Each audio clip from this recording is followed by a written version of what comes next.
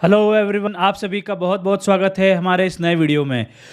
इस हफ्ते हम आपके लिए लेकर के आए हैं मार्केट का outlook, Nifty, bank Nifty, US dollar और भी बहुत सारी चीज़ें हम इस वीडियो के अंदर डिस्कस करने वाले हैं। पिछले हफ्ते जो लेवल हमने मार्केट के अंदर डिस्कस किए थे वो किस प्रकार से काम किए और भी बहुत सारा एनालिसिस हम इस हफ्ते करने वाले हैं। दोस्तों, आगे बढ़ने से पहले मैं आपसे रिक्वेस्ट करूंगा हमेशा की तरह कि आप अगर हमारे चैनल पर नए हैं और अभी तक आपने हमारे चैनल को सब्सक्राइब नहीं किया है तो प्लीज़ जाइए और जाकर के हमारे चैनल को सब्सक्राइब कीजिए और बेल बटन को हिट करना ना भूलें, जिससे आपको हमारे आने वाले वीडियोस का नोटिफिकेशन मिलता रहे। दोस्तों, इस हफ्ते आपने देखा कि इस हफ्ते मार्केट के अंदर बहुत सारे आईपीओस थे जिसके अंदर बहुत सारे लोगों ने पार्टिसिपेट किया। तो इस वक्त मार्केट के अंदर इस हफ्ते में क्या हुआ है कि ज़्यादा कुछ मूवमेंट नहीं रहा है बिकॉज ऑफ आईपीओज। और सबसे बड़ा आईपीओ जो था वो है टाटा टेक्नोलॉजी का। तो टाटा टेक्नोलॉजी का जो आईपीओ है वो अब तक का सबसे बड़ा आईपीओ है और सबसे ज़्यादा सब्सक्राइब होने वाला आईपीओ है। दोस्तों, देखते हैं कि कितने लोगों को मिलता है। और पर्सनली मैं भी बताऊं तो मैंने भी इसके अंदर बिड किया है, बट मिलेगा या नहीं आई डोंट नो। देखते हैं कि किस्मत अच्छी होगी तो मिल जाएगा। ठीक है, हम चलते हैं। अभी मैं आपके साथ अपनी स्क्रीन शेयर करूंगा दोस्तों, और स्क्रीन के थ्रू हम समझेंगे कि आने वाले हफ्ते में या आने वाले महीने में हमें कहाँ पे अपॉर्चुनिटीज़ नज़र आ रही है। तो सीधे चलते हैं चार्ट पे दोस्तों। ये हमारा निफ्टी का चार्ट दोस्तों। देखिए, जैसा हमने बात किया था कि जब तक निफ्टी जो है 19,840 के ऊपर नहीं चले जाएगी तब तक मार्केट के अंदर एक नई तेज़ी नहीं बनेगी। तो ये देखिए आप, ये कंसोलिडेशन जो हो रहा है ये मार्केट के लिए एक अच्छा साइन है एक तरीके से देखा जाए तो, क्योंकि जब तक इस टाइट रेंज में मार्केट कंसोलिडेट होता रहेगा ऊपर जाने के चांसेस उतने ही मार्केट के अंदर बढ़ जाएंगे। तो इस रेंज के अंदर ही मार्केट अभी अटका हुआ है, 19,500 नीचे की तरफ और 19,850 ऊपर की तरफ। जब तक कि एक ऊपर की रेंज नहीं काट देता 19,840 की, तब तक मार्केट के अंदर हमें नहीं लगता कि मार्केट एक नया हाई की तरफ जाएगा। तो ये है दोस्तों निफ्टी का सिंपल सा आपको एनालिसिस ध्यान रखना है कि 19,500 और 19,840 ऊपर की एक रेंज बनी हुई है 19,840 की, और नीचे में जैसा हमने आपसे डिस्कस किया 19,450 या 19,500 आप पकड़ सकते हैं। ये एक रेंज के अंदर ही मार्केट अभी बना हुआ है निफ्टी। तो कोई खास ऐसा कोई मूवमेंट नहीं रहा। देन हम बात करेंगे दोस्तों बैंक निफ्टी की। बैंक निफ्टी में हमने देखा है, देखिए हमने आपको बताया था कि ये इंपॉर्टेंट सपोर्ट जोन है बैंक निफ्टी के लिए। अभी इस बैंक निफ्टी इन सपोर्ट्स के ऊपर ही बना हुआ है, और ये जो डबल टॉप का फॉर्मेशन है ये भी अभी निगेट नहीं हुआ है। तो मार्केट देखिए, बैंक निफ्टी जो है अगर जब तक इस लेवल के नीचे नहीं आता तब तक हम सेफ जोन में हैं, राइट। ये बैंक निफ्टी के लिए आप देख सकते हैं ऊपर जाने के लिए रेजिस्टेंस है अगर 44,500 का। तो इस लेवल के ऊपर जब बैंक निफ्टी निकलेगा तभी इसके अंदर एक तेज़ी आएगी। तो ये था दोस्तों निफ्टी और बैंक निफ्टी का एनालिसिस। अब हम बात करते हैं जो यूएस की जो गवर्नमेंट बॉन्ड यील्ड है 10 साल की, उसके बारे में। जैसा हमने देखा था कि पिछले हफ्तों में आप देखिए 5% की इसके अंदर गिरावट आई थी, और अब यहाँ पे ये एक इसने जे देखिए यहाँ पे एक सपोर्ट लेना स्टार्ट किया। तो जैसे ही ये वापस से इस रेंज में पहुँचेगी 4.60 4.61, तो यहाँ जाकर के देखना होगा कि ये इस लेवल को वापस तोड़ पाती है या नहीं। अगर इस लेवल को तोड़ेगी तो अगेन ये मार्केट के लिए अच्छा साइन नहीं होगा, लेकिन अभी ये एक कंसोलिडेशन के जोन में ही है। तो यहाँ पे जाकर सपोर्ट लिया है, अगर ये वापस एक बार नीचे की तरफ आएगी तो मार्केट में एक अच्छी तेज़ी बनेगी इंडियन मार्केट में। फिर हम बात करेंगे आपका यूएस डॉलर की। तो यूएस डॉलर भी देखिए 105 का इसको सपोर्ट था, ये इसने बहुत तेज़ी से तोड़ा है, और उसके बाद ये अपने सपोर्ट ये देखिए सपोर्ट को भी तोड़ा है इसने, और ये 103 के आसपास बंदी आई है इसकी। ये कहीं ना कहीं जाकर के 102 के आसपास मुझे लगता है रुकेगा यूएस डॉलर। तो ये देखिए दोनों ही साइन जो है वो इंडियन मार्केट के लिए ठीक ठाक बने हुए हैं, ऐसी कोई चिंता की बात मार्केट के अंदर नहीं है। अब हम चलते हैं अपने इंडाइसेस की तरफ। पहला इंडाइसेस हम जो चेक करेंगे वो है निफ्टी का small cap index. Small cap index के अंदर इस हफ्ते में कोई खास मूवमेंट नज़र नहीं आया, लेकिन अभी भी जो मूवमेंट है वो ऊपर की तरफ बना हुआ है। तो निफ्टी स्मॉल कैप में आप एक बार अपॉर्चुनिटी देख सकते हैं। हमने पिछले हफ्ते आपसे बताया था कि निफ्टी का जो फार्मा इंडेक्स है उसके ऊपर आपको नज़र बनाए रखनी है। फार्मा इंडेक्स ने देखिए आप काफ़ी अच्छा मूवमेंट दिया। फार्मा ने इंडेक्स ने भले ही 1% के आसपास का मूवमेंट दिया, लेकिन जो स्टॉक्स थे फार्मा के वो काफ़ी अच्छा परफॉर्म किए हैं। और अभी भी मैं आपको बोल रहा हूँ कि फार्मा के ऊपर आपको अपनी नज़र बनाए रखनी है। आने वाले 3 से 6 महीने के लिए फार्मा आपको एक अच्छा रिटर्न दे सकता है। देन नेक्स्ट इंडेक्स की बात करेंगे निफ्टी आईटी की। निफ्टी आईटी भी कंटिन्यूस देखिए इस सपोर्ट जो हमने बताया था कि ये सपोर्ट जोन है, इसके ऊपर ये भी बना हुआ है, तो ये निफ्टी आईटी भी आपको आने वाले टाइम में अच्छा परफॉर्म करके दे सकता है। उसके बाद बात करेंगे दोस्तों मेटल की। देखिए मेटल के अंदर भी ये देखिए एक अच्छा पुलबैक बना है और ये एक अच्छा साइन है। यहाँ पे देखिए इसके ऊपर ये बंदी देने में कायम रहा है, तो देखिए इसके ऊपर ये काफ़ी अच्छा क्लोजिंग इसने दिया है।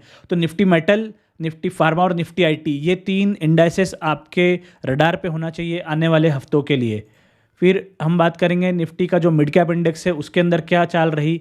तो निफ्टी का मिड कैप इंडेक्स लगातार परफॉर्म कर रहा है। आप देखिए वीक ऑन वीक बेसिस पे अच्छा परफॉर्म कर रहा है। यहाँ एक डोजी बना है, तो हो सकता है कि थोड़ा सा करेक्शन मिड कैप में हम देख सकते हैं। उसके बाद बात करेंगे इंफ्रा की। निफ्टी का जो इंफ्रा सेक्टर है उसमें भी काफ़ी अच्छी मूवमेंट देखने को मिल रही है। ये यहाँ पे भी डोजी बना है, तो ये हो सकता है एक बारी को नीचे आए। फिर हम बात करेंगे निफ्टी का रियलिटी इंडेक्स। जैसा हमने आपको बताया है कि ये आपको पूरे साल भर के लिए ये इंडेक्स पे आपको अपनी नज़र बनाए रखनी है। बार बार मैं रिपीट कर रहा हूँ इस चीज़ को, क्योंकि ये एक ऐसा सेक्टर है जो आने वाले 1 साल में आपको अच्छा परफॉर्म करके दे सकता है। तो अभी भी देखिए इसने अपनी जो है बढ़त बनाए रखी है, तो Nifty reality is also doing good. फिर ऑटो की बात करेंगे। ऑटो में हम देखेंगे कि ऑटो में बहुत सारे शेयर्स हैं जिसने अच्छा परफॉर्म किया, खासकर बजाज ऑटो, और भी बहुत सारे शेयर्स थे जिन्होंने अच्छा परफॉर्म किया, और ऑटो ने इस हफ्ते एक अच्छा मूवमेंट दिखाया है। तो ऑटो भी एक अच्छे मोमेंटम में नज़र आ रहा है। थोड़ा सा पुल बैक अगर इसमें आएगा तो एक अच्छा साइन होगा इस सेक्टर के लिए। फिर हम बात करेंगे पीएसयू बैंक्स की। पीएसयू बैंक में कोई खास मूवमेंट नहीं है दोस्तों, ये एक अच्छा करेक्शन आया है इसके अंदर। ये एक सपोर्ट जोन पे, ये सपोर्ट अगर तोड़ेगा तो पीएसयू बैंक से एक बार थोड़ा सा और नीचे आ सकते हैं। एफएमसीजी में भी कोई खास मूवमेंट नहीं है। उसके बाद हम बात करेंगे हमारे फाइनेंशियल सेक्टर की। निफ्टी का जो फाइनेंशियल सेक्टर है देखिए यहाँ पे भी ये एक रेंज के ऊपर निकलने का ट्राई कर रहा है, तो हम अभी इसमें वेट करेंगे। इसमें कुछ पोजीशन के बारे में अभी हम फिलहाल नहीं सोच रहे हैं। फिर निफ्टी का जो एनर्जी इंडेक्स है, देखिए एनर्जी इंडेक्स मैंने आपको बताया था कि ये कंटिन्यूस अप ट्रेंड में है वीक ऑन वीक बेसिस पे, और इस हफ्ते भी काफ़ी अच्छा मूवमेंट इसने दिया है। तो निफ्टी का एनर्जी इंडेक्स भी आप एक बार चेक कर सकते हैं। इसके जो स्टॉक्स है वो जाकर के आप देखिए किस तरह से परफॉर्म किया है, और आप अपनी पोजीशन उसके हिसाब से सोच सकते हैं। फिर गवर्नमेंट से रिलेटेड जो इंडेक्स है निफ्टी पीएससी, इसमें भी एक अच्छा मूवमेंट बना हुआ है। फिर नेक्स्ट है कंजम्पशन की। तो एक कंजम्पशन के अंदर भी एक अच्छा मूवमेंट आया है, आप देखेंगे तो निफ्टी से निफ्टी कंजम्पशन के जो स्टॉक्स हैं वो भी आप एक बार जाके चेक कीजिए। लेकिन जो आपको नज़र बनाए रखनी है वो 3 इंडाइसेस में एक बार फिर रिपीट कर रहा हूँ, निफ्टी फार्मा, आईटी और मेटल। ये 3 इंडाइसेस जो है आपको अपनी रडार पे रखने हैं, जिसमें आपको मूवमेंट आने वाले हफ्तों में देखने को मिल सकता है। निफ्टी का हेल्थ केयर इंडेक्स भी काफ़ी अच्छा परफॉर्म किया है पिछले हफ्ते में, और इससे रिलेटेड स्टॉक्स भी काफ़ी अच्छा परफॉर्म कर रहे हैं। तो ये था दोस्तों, हमने जो इंडाइसेस का सारा एनालिसिस किया। अब हम बात करते हैं कि इस हफ्ते हमें कौन से स्टॉक्स जो हैं वो अच्छे लग रहे हैं, और उसके बाद हम चलेंगे दोस्तों सीधे हमारे पिछले हफ्ते के एनालिसिस जो हमने किया था वो कैसा और किस तरह से परफॉर्म किया। तो पहला स्टॉक्स है जो इस पर आपको इस बार अपनी नज़र बनाए रखनी है वो है एडलवेज। और यहाँ पे दोस्तों मैं आपसे अगेन एक बार रिक्वेस्ट करूँगा कि जो भी स्टॉक हम यहाँ पे डिस्कस करेंगे वो आपको अपने फाइनेंशियल एडवाइज़र के साथ डिस्कस करके ही इसके अंदर कोई भी पोजीशन बनानी है। मेरी किसी भी स्टॉक के अंदर कोई क्लियर कट बाय या सेल की रिकमेंडेशन नहीं होगी। तो पहला स्टॉक है दोस्तों एडलवेज। इसके अंदर जो आपका एंट्री बनेगा वो बनेगा 68 रुपीज़ 50 पैसे के पास, और आपका जो टारगेट होगा वो होगा 80 रुपये का, और स्टॉप लॉस आपको लगा के चलना है 61 रुपीज़ 50 पैसे का। अभी ये इसकी क्लोजिंग जो आई है वो आई है 70 रुपये, ऑलमोस्ट 71 रुपीज़ के आसपास। तो आपको एंट्री करना है 68-50 रुपीज़ के आसपास। पहला स्टॉक था दोस्तों Edelweiss financial services. Next stock जो है दोस्तों वो है आशापुरा माइनकेम। इसका जो बेस्ट बाय बनेगा वो 352 से 355 की रेंज में बनेगा। स्टॉप लॉस आपको लगाना है 340 रुपये का, और टारगेट जो बनेगा वो 380 रुपये का बनेगा। तो ये एक ऐसा स्टॉक है जो कंटिन्यूस देखिए आप हायर हाइज हायर लोस के फॉर्मेशन में चल रहा है, और अपने लाइफ टाइम हाई के ऊपर चल रहा है। तो ये स्टॉक आपके पोर्टफोलियो में ज़रूर होना चाहिए। जो लेवल्स हमने आपको दिए हैं उस लेवल्स पे आप जाकर के देखिए, अगर आता है तो आप इसको पोजीशन के बारे में सोच सकते हैं। नेक्स्ट स्टॉक है दोस्तों एक केमिकल सेक्टर से रिलेटेड स्टॉक्स है फिनोटेक्स केमिकल। इस स्टॉक के अंदर एक अच्छा फॉर्मेशन बना है वीकली के अंदर। जैसा कि अगर आप बहुत से लोग अगर जानते होंगे तो टेक्निकल में इसको बोलते हैं कप एंड हैंडल पैटर्न। और कप एंड हैंडल पैटर्न का ब्रेकआउट जो है वो 370 के आसपास होगा, अभी ब्रेकआउट आया नहीं है। जैसे ये 370 के ऊपर निकलेगा दोस्तों, ये एक अच्छी चाल पकड़ेगा और इसका जो टारगेट निकल के आ रहा है वो आएगा 555 रुपये का। लेकिन इसके अंदर आपको अपनी होल्डिंग जो है 6 से 8 महीने के लिए रखनी होगी, क्योंकि ये जो एनालिसिस हम कर रहे हैं वो वीकली बेसिस के अंदर कर रहे हैं और इसका स्टॉप लॉस भी काफ़ी बड़ा होगा, जो होगा सीधे 300 रुपये के आसपास। लेकिन रिवॉर्ड आपको काफ़ी अच्छा मिल रहा है, 555 रुपये का टारगेट है। कोई शॉर्ट टर्म प्ले अगर करना चाहता है स्टॉक के अंदर, तो जिसको 8-10% का मूवमेंट लेना है तो 8-10% का मूवमेंट लेकर के स्टॉक से निकल सकता है। लेकिन लॉन्ग टर्म अगर कोई रखेगा 6 से 8 महीना या साल भर भी कोई रखता है तो उसको ये लेवल ज़रूर मिल जाएंगे। तो ये था दोस्तों फिनोटेक्स केमिकल, जो आपको लंबे समय के लिए रखना होगा। शॉर्ट टर्म की अगेन बात करते हैं तो नेक्स्ट स्टॉक है दोस्तों मुकुंद लिमिटेड। इसका जो एंट्री प्राइस होगा वो होगा 180 से 181 की रेंज में। अभी जो क्लोजिंग आई है वो 184 के आसपास आई है। और स्टॉप लॉस जो बनेगा इस स्टॉक के अंदर वो 170 रुपये का बनेगा और टारगेट होगा 205 और 210 रुपये का। तो ये स्टॉक भी आपके रडार पे होना चाहिए। नेक्स्ट स्टॉक है दोस्तों सूर्यलक्ष्मी कॉटन। सूर्यलक्ष्मी कॉटन ये एक छोटा स्टॉक है दोस्तों और थोड़ा सा लिक्विडिटी का इशू इसमें हो सकता है, तो आप इस स्टॉक के अंदर अपनी पोजीशन थोड़ी लाइट रखिएगा और हो सके तो क्वांटिटी अगर आप कम लेके चलेंगे तो आपको अच्छा रहेगा इस स्टॉक के अंदर। ये स्टॉक जैसे ही 72 के ऊपर निकलेगा, 72.50 के ऊपर निकलेगा, आपको सीधे ही 80 रुपये तक जाता हुआ दिखेगा। पहला जो टारगेट होगा 78 और 80 रुपीज़ तक के ये स्टॉक जा सकता है। तो मतलब आपको 8 से 10% का मूवमेंट अगर आपको स्टॉक के अंदर चाहिए तो इस स्टॉक के बारे में आप देख सकते हैं। लेकिन अगेन ये थोड़ा सा इलिक्विड स्टॉक है, इसके अंदर पोजीशन आप सोच समझ के ही बनाइएगा। नेक्स्ट स्टॉक है दोस्तों फार्मा सेक्टर से रिलेटेड। उसके अंदर भी आप देखेंगे वीकली में एक कप एंड हैंडल पैटर्न का इसके अंदर ब्रेकआउट हमको देखने को मिल चुका है। तो ये स्टॉक जो है आपको अपने पोर्टफोलियो में 6 से 8 महीने के लिए अगेन आपको रखना पड़ेगा, क्योंकि हम जो एनालिसिस इसका कर रहे हैं वो कर रहे हैं वीकली बेसिस पे। और वीकली में इसने देखिए काफ़ी अच्छा कप एंड हैंडल का ब्रेकआउट दे चुका है ये स्टॉक। तो इसका जो बेस्ट बाय बनेगा दोस्तों वो 260 से 264 की रेंज में बनेगा, जहाँ से इसने ब्रेकआउट दिया है वीकली में।